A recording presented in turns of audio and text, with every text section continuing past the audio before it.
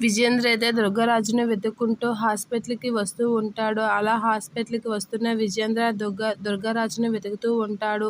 ఇక దుర్గా అయితే దుర్గారాజుకి ట్రీట్మెంట్ ఇప్పిస్తూ ఉంటుంది. డాక్టర్ తనకి హెల్త్ గురించి జాగ్రత్తలు చెప్తూ ఉంటాడు. మీరు ఇలా ఉండాలి, ఇలా ఉండాలని జాగ్రత్తలు చెప్తూ ఉంటాడు.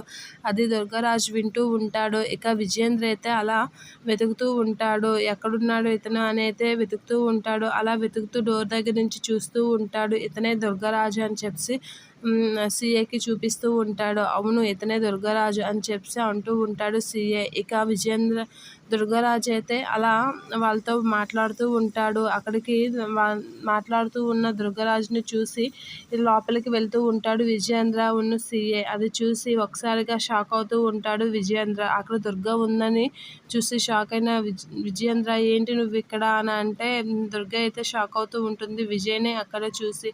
ఇక విజయేంద్రకి దుర్గ అయితే ఇలా చెప్తూ ఉంటుంది, మీ నాన్నగారిని చంపింది ఎవరో కాదు అని అయితే చెప్తూ ఉంటుంది. ఆ మాటలు విన్న విజయేంద్ర ఒకసారిగా షాక్ అవుతూ ఉంటాడు. ఏంటి, నీకు నిజం తెలుసా అని అయితే షాక్ అవుతూ ఉంటాడు.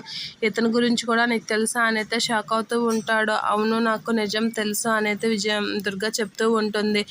మీ నాన్నగారిని చంపింది ఎవరో కాదు అని తనకు తెలిసిన విషయాలన్నీ చెప్తూ ఉంటుంది దుర్గ. ఆ విషయాలన్నీ విజయేంద్ర అలా వింటూ ఉంటాడు. దుర్గ చెప్పిన విషయానికి షాక్ అయ్యి విజయేంద్ర అయితే దుర్గ కాసే అలా చూస్తూ ఉండిపోతూ ఉంటాడు.